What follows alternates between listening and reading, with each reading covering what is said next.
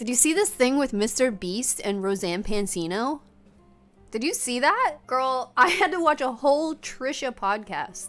And, you know, to my delight. Poor Rosanna Pansino. Last year, there was this Mr. Beast hide and seek where he had a bunch of YouTube creators hide in like a football stadium. Everybody was like being found and whatever. And Rosanna Pansino was found third. And she said that they all had like headphones and Mr. Beast would say, okay, I found somebody. Now everyone has to move to the next hiding spot. Go. And someone fell asleep and they should have been disqualified.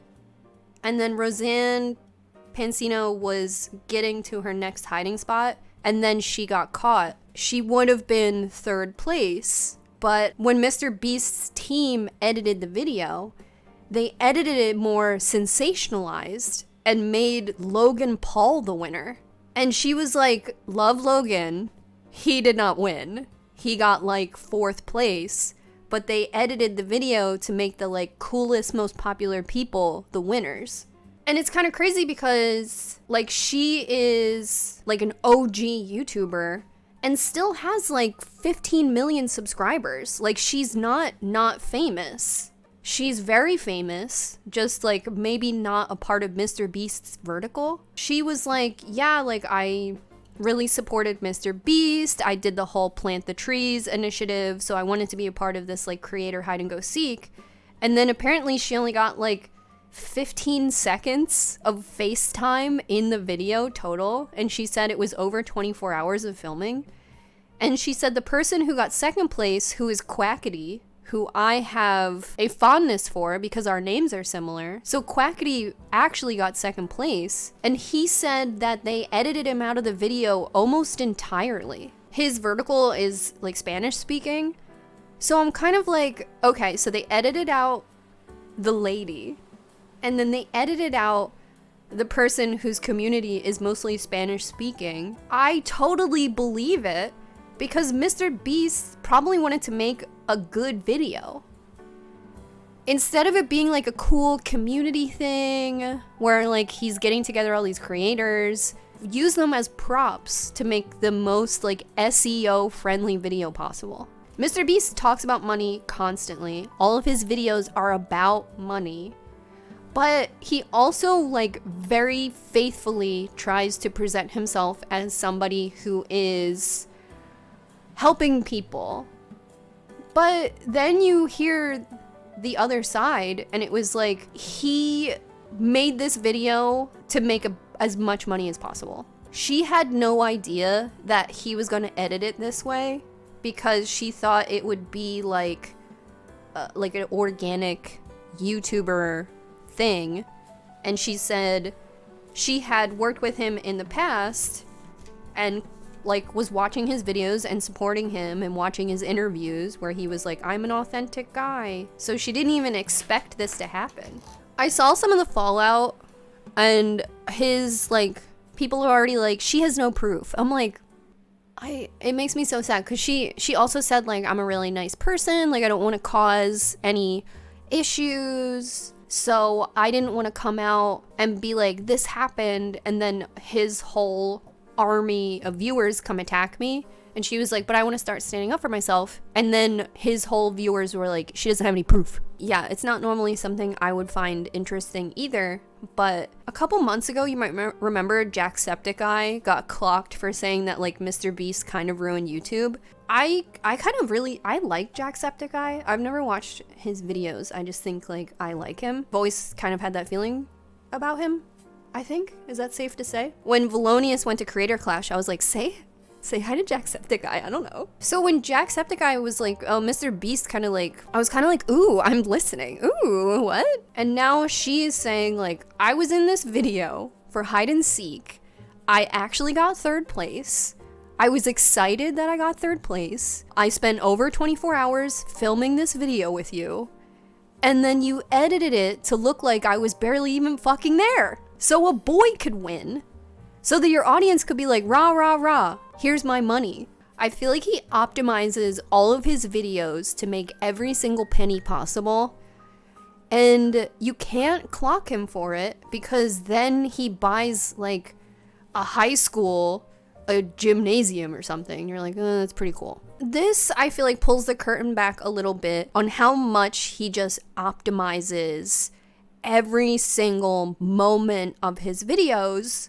He doesn't really have any girls in his videos. And I feel like that's because on the back end, he realized that it wasn't worth it. I feel like he looked at the back end and was like, if we make Rosanna Pansino win 3rd place, we will lose this many viewers who are sexist, I don't know. We'll lose this many viewers, but when we make the 3rd place Logan Paul, we gain this many viewers. Like, I for real feel like he was like, we will make $200 more if we take her out of this video. Honestly, that's honestly what I think happened 100%. And that makes me sad that we live in this world where things are so fucking optimized. I tell you all the time that dude from Walmart created that like step stool that saved them 20 seconds, which at the end of the year equated to like $7,000. I feel like Mr. Beast like Walmart step stooled Rosanna Pansino. He threw her to the side for money. Like, that's it. There's no other reason for her to be edited out. But she's not no one. She's very famous. Yeah, she was in the video, and Qcknd too. And it's like, Qcknd has an audience who tuned in and wanted to see him compete. And then he's in it for 10 seconds? And then like on the back end, like, did he fly there? Did he have to stay in a hotel? Like, he did all of this, and then Mr. Beast optimized him? Like, it's very sad and cold and sterile, and you can't come for Mr. Beast because then he'll be like, I planted these trees. And you're like, yeah, okay, Jimmy, thank you. Cool, thanks. Oh, you took 8 tons of plastic out of the water? Okay, I guess you are above criticism. Cool, thank you. It's like having less girl characters in a kid's show because boys and girls will relate to boys, but supposedly only girls will relate to girls. That has to be a thing. Card Captors, how they re-edited Card Captors in America to be a boys show. It's so funny because growing up, you can love Sailor Moon. And then people are like, but Card Captors. And when I was getting older, I was like, Card Captors was like Digimon. Like, it was kind of like... And only when I got older, I found out that the Japanese version is a girls' show. And I gave it another chance. And I was like, oh yeah, fuck yeah. Her and her best friend have this great relationship. And there's costumes and a critter. She's on Food Network. Like, my mom could even name her.